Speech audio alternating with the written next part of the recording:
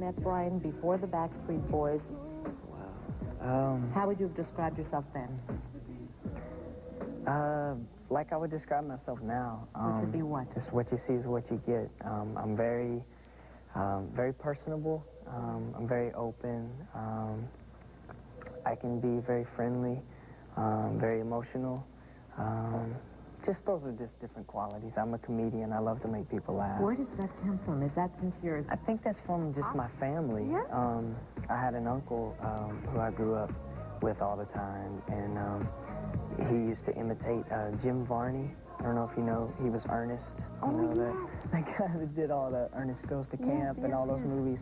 My father actually went to school with that man, and it was just like something to do, you know, entertain people. So I was always a big ham, singing and just doing funny things, like falling on my face just to Did you know then you wanted to do it professionally, or it was just for fun? It was just fun. It was just something that was just part of my life. It just lifted me up, and it lifted others up around me. And so if I were to have asked you when you were, let's say, 8 years old, Brian, what do you want to be when you're a big boy? What would you have answered me back then? Oh, I probably would have wanted to be like a professional basketball player or something like that.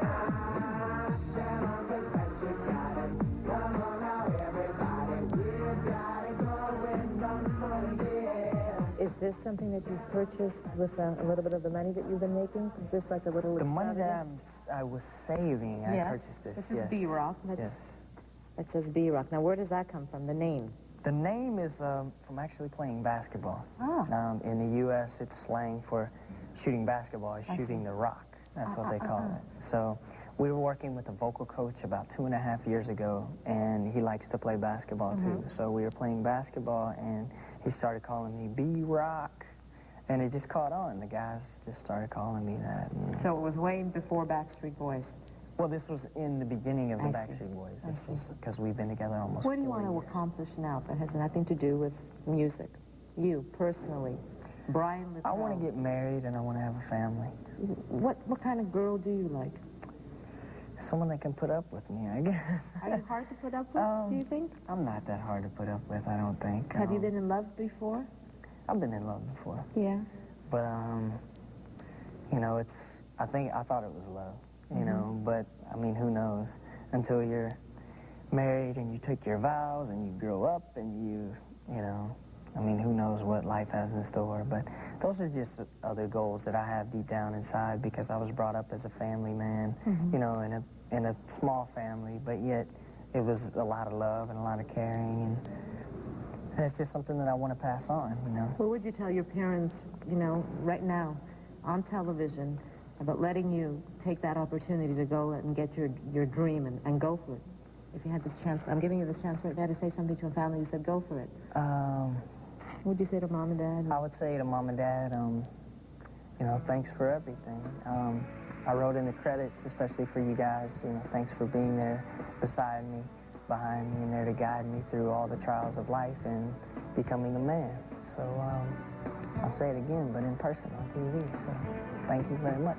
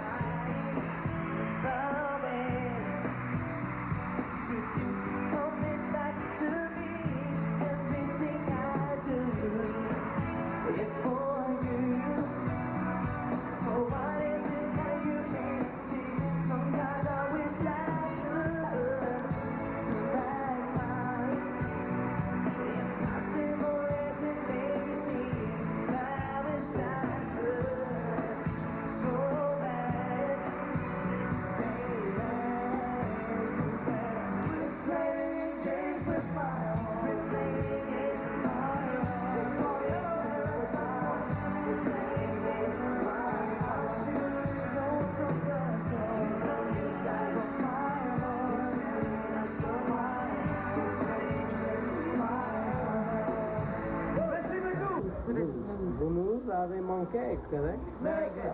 Toulouse avait manqué.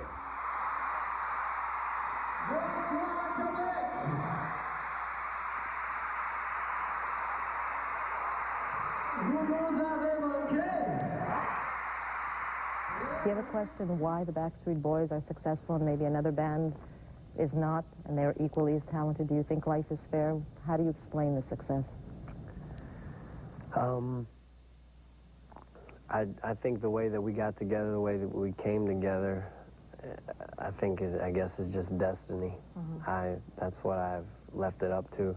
And we all just love music, and I think all our musical influence together, combined in our voices, I think we have a very unique sound. I think our harmonies together, our background vocals, our sound is unique. And we just try to be real. We don't try to be something that we're not. You're the one for me, you're my ecstasy, you're the one I need. You were singing back home, and I know that you were sort of disillusioned. You had a few bands, and there were some times when you were just sort of questioning yourself. What made you pack your bags and just decide, okay, I'm going to Orlando? Why Orlando? Orlando, Florida would be a good place because I heard it was going to be like the new Hollywood. And because they do a lot of casting there, not necessarily for lead roles, but you can get a start there and get your foot in the door as far as acting and television and music or whatever. And I knew that Walt Disney World was there, and it was just at the beginning of summer, and I thought it'd be easy to get a job. So me and my best friend took off the next day. We went home, packed all our stuff, quit our job, and left the next morning. So what happened, right? So you get to Disney, you became a tour guide, is that it? I was a tour guide first because all of their singing and acting positions were filled, and they weren't going to have another audition for several months, and I needed a job. So I got a job as a tour guide.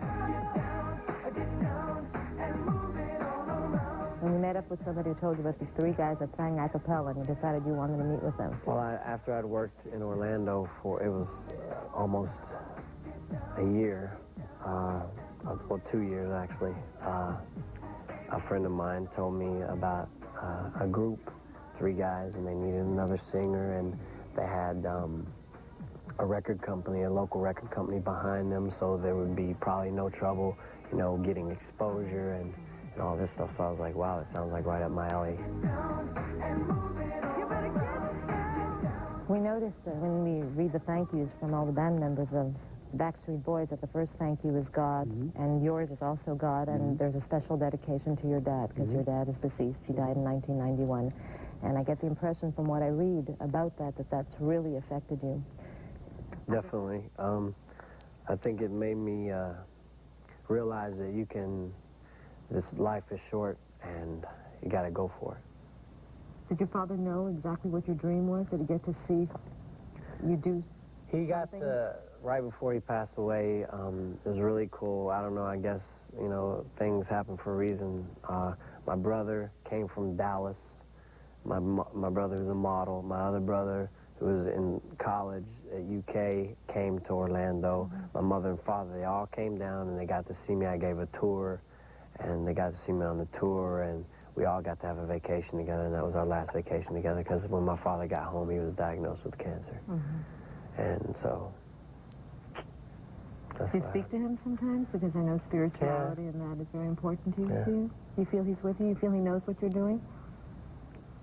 I definitely think that he's watching. I just wish, you know, that I could talk to him personally sometimes and get some advice and some feedback and see, you know, what he thinks about things.